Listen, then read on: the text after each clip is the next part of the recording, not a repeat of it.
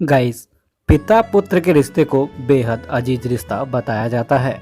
लेकिन प्राचीन काल में असुर राजा और उसके पुत्र की एक अद्भुत कथा हमें देखने को मिलती है, जहां एक पिता ही अपने पुत्र को अग्नि में बिठा देता है, लेकिन उसकी भक्त भक्ति में लीनता के चलते अग्नि उसे कोई नुकसान नहीं पहुंचा पाती है। यानी कि बुराई ने अच्छाई पर न सिर्फ विजय पाई, बल्कि इतिहास में यह पर्व ही बन गया।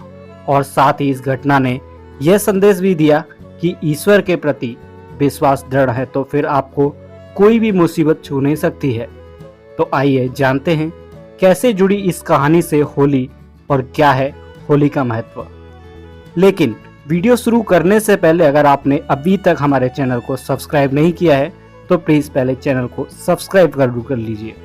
तो चलिए वीडियो की तरफ। कहानी असुर राजा और उसका आस्तिक पुत्र। होली को लेकर कई कहानियां प्रचलित हैं, लेकिन इसकी शुरुआत के बारे में भक्त प्रहलाद की कथा मिलती है।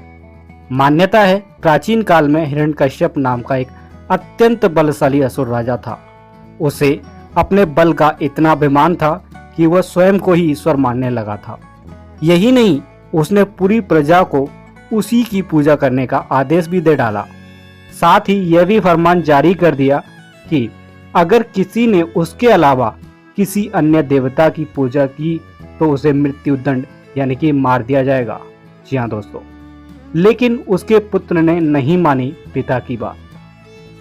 असुर राजा हिरण्यकश्यप का पुत्र प्रहलाद भगवान विष्णु का भक्त था। उसकी श्रद्धा इतनी अगध थी कि बार बार पिता के मना करने के बावजूद भी वह हरि भक्ति में लीन रहता था। हिरण्यकश्यप के लाख समझाने पर भी जब प्रहलाद नहीं माने तो उसने एक अलग ही योजना बनाई और बहन होलिका को राजमहल पहुंचने का संदेश भिजवाया।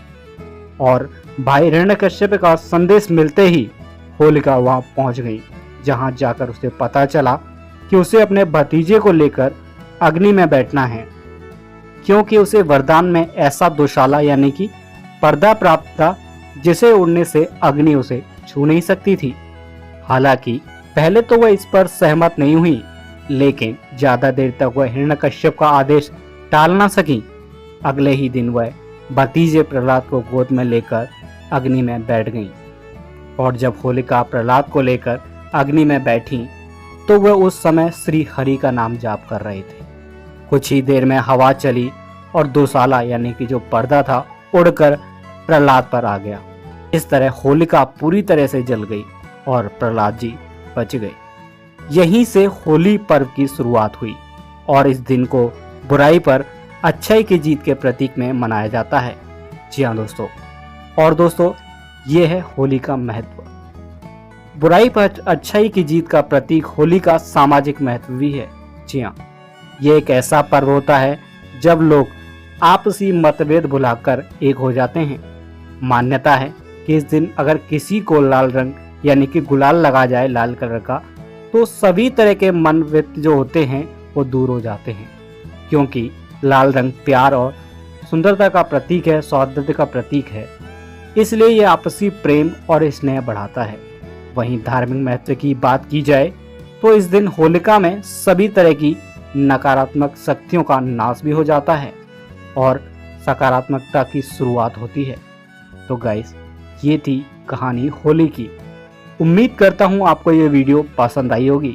वीडियो पसंद आई है तो प्लीज़ चैनल को सब्सक्राइब जरूर कर लीजिए।